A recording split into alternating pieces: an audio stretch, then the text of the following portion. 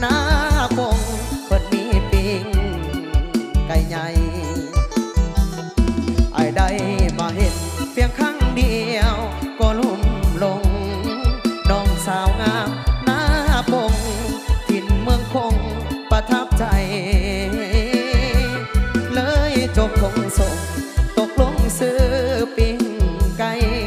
ยินแต่เพิ่นกล่าวไว้เป็นคำขอบของใส่กัน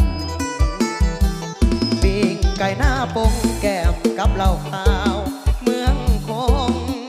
เมาแล้วก็โคสาวฟอนลำวงสารวัน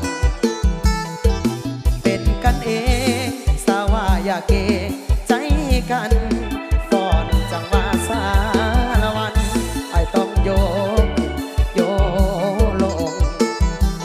ถ้าหากได้ฟังเสียงแคนทำนองสารวันต้องมีวอนนอนฝันถึงบันบอดตอนโยลงงานบุญเดือนสี่ไปห่วมเบิ่งตีลำวงไอ้ได้โยขึ้นโยลงกับสาวหน้าผมทินสารวัน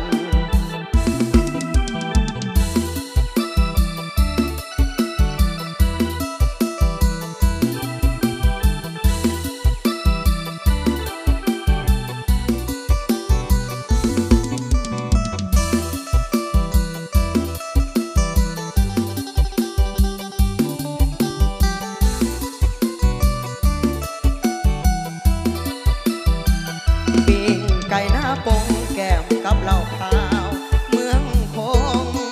เมาแล้วก็โคสาวฟอนลำวงสารวันเป็นกันเองสาวว่าอยากเองใจกันฟอนจังมาสารวันไอ้ต้องโยขึ้นโยลงถ้าหากได้ฟังเสียงแคนทำนองสารวันต้องวิวอนนอนฝันถึงบันบอดตอนโยลงงานบุญเดือนสี่ไปห่วมเบิ่งตีลำวงไอ้ได้โยขึ้นโยลงกับสา